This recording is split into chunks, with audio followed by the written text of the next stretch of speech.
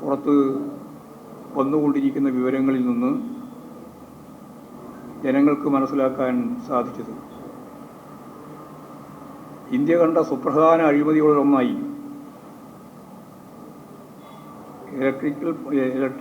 Electoral bond മാറി എന്ന കാര്യം കേരളത്തിലെ മാധ്യമങ്ങൾ അത്രത്തോളം ചർച്ച ചെയ്തില്ല എന്ന വിമർശനം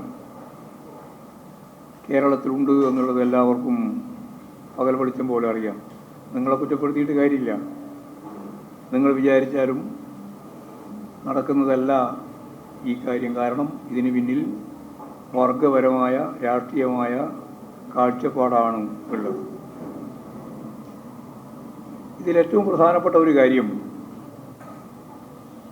ED കേസ് അന്വേഷിക്കുക, അല്ലെങ്കിൽ കേന്ദ്ര ഏജൻസികൾ കേസ് അന്വേഷിക്കുക. ആ കേസ് അന്വേഷിക്കുന്നതിൻ്റെ പശ്ചാത്തലത്തിൽ അവരെ ഭയപ്പെടുത്തി അവരിൽ നിന്ന് പച്ചയായിട്ട് പണം വാങ്ങുക. ആ പണം വാങ്ങിയിട്ടുള്ളത് മൂടിവെക്കപ്പെടുമെന്നായിരുന്നു BJPയുടെ സത്യത്തിലുള്ള ധാരണ. ഇങ്ങനെ ഒരു കാര്യം പുറത്ത് പറയേണ്ടി വരുമെന്ന് അവർ ധരിച്ചിട്ടേയില്ല. സ്വാഭാവികമായിട്ടും ഈ കാര്യങ്ങളെല്ലാം പുറത്തു വന്നപ്പോൾ മലയാള മനോരമ എന്ന് പറയാം, മലയാള മനോരമയുടെ പ്രധാനപ്പെട്ട കമ്പനിയാണല്ലോ MRF. അവർ ഈ പറയുന്ന ബോണ്ട് നൽകിയിട്ടുണ്ട്. സാന്റിയാഗോ മാർട്ടിൻ കോൺഗ്രസ് അവരുടെ ഫണ്ട് വാങ്ങിയിട്ടുണ്ട്. ഇങ്ങനെ ഓരോരുത്തരുടെയും കയ്യിൽ നിന്നും, നമ്മുടെ കേരളത്തിൽ തന്നെയുള്ള നിരവധി ആളുകളുടെ കയ്യിൽ നിന്ന് കോടികൾ പിരിച്ച ബോണ്ടിൻ്റെ വിവരമാണ് പുറത്തു വന്നത്. മറ്റേ ആയിരക്കണക്കിന് കോടിയിലൊന്നും ഞാനിപ്പോൾ വിശദീകരിക്കുന്നില്ല. ഇവിടെ നിങ്ങൾ മനസ്സിലാക്കേണ്ടത്, പ്രളയകാലത്ത് ഓമനക്കുട്ടൻ എന്ന് പറയുന്നൊരു പാർട്ടി മെമ്പർ ആലപ്പുഴ 70 ഉറുപ്പിക ഒരു ഓട്ടോറിക്ഷക്ക് കൊടുക്കാൻ വേണ്ടിയിട്ട് പിരിച്ചു എന്ന് പറഞ്ഞിട്ട് എന്തൊരു ഭൂകമ്പം ഉണ്ടാക്കി ഇവിടെ. മനോരമ ഉൾപ്പെടെ CPIMൻ്റെ പിരിവിനെ സംബന്ധിച്ച് വിശദീകരിക്കുകയായിരുന്നു. ഇപ്പോൾ ഇലക്ട്രൽ ബോണ്ടിൻ്റെ ഭാഗമായിട്ട് കോടാനുകോടി ഉറുപ്പിക ഏറ്റവും വലിയ കള്ളപ്പണക്കാരിൽ നിന്ന്, ഏറ്റവും വലിയ കുറ്റവാളികളിൽ നിന്ന് നിർലജ്ജം ശേഖരിച്ചിട്ട് അതൊന്നും പുറത്തു വരില്ല എന്ന ധാരണയിലായിരുന്നു ഇവരെല്ലാം കൈകാര്യം ചെയ്തുകൊണ്ടിരുന്നത്. അങ്ങനെയാണ് 8251 കോടി ഉറുപ്പിക BJPക്ക് കിട്ടിയത്. ഒന്നുകൂടി ഞാൻ പറയാം, 8251 കോടി. 70 ഉറുപ്പിക വാങ്ങിയതിനെ പറ്റിയായിരുന്നു വലിയ തർക്കം.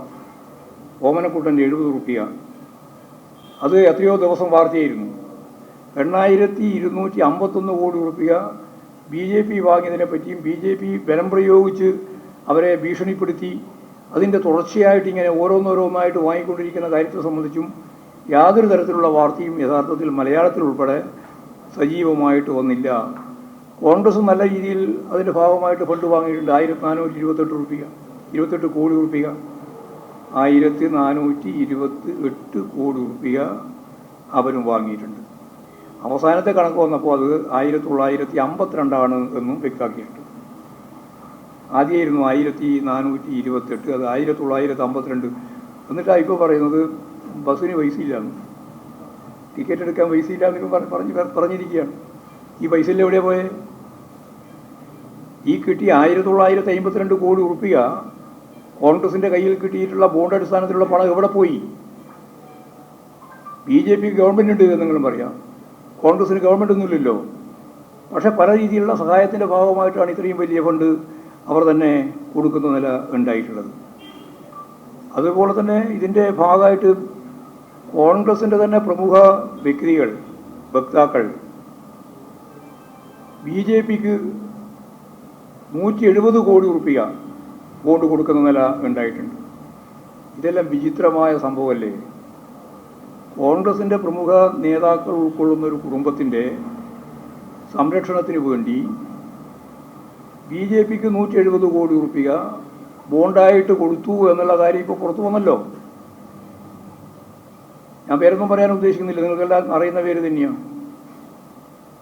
അപ്പോൾ യഥാർത്ഥത്തിൽ എന്തൊക്കെയാണ് നടന്നുകൊണ്ടിരിക്കുന്നത് എന്നുള്ളതിനൊരു വിചിത്രമായ കാര്യമാണ് ഞാൻ ഇവിടെ പറഞ്ഞു വെച്ചത്.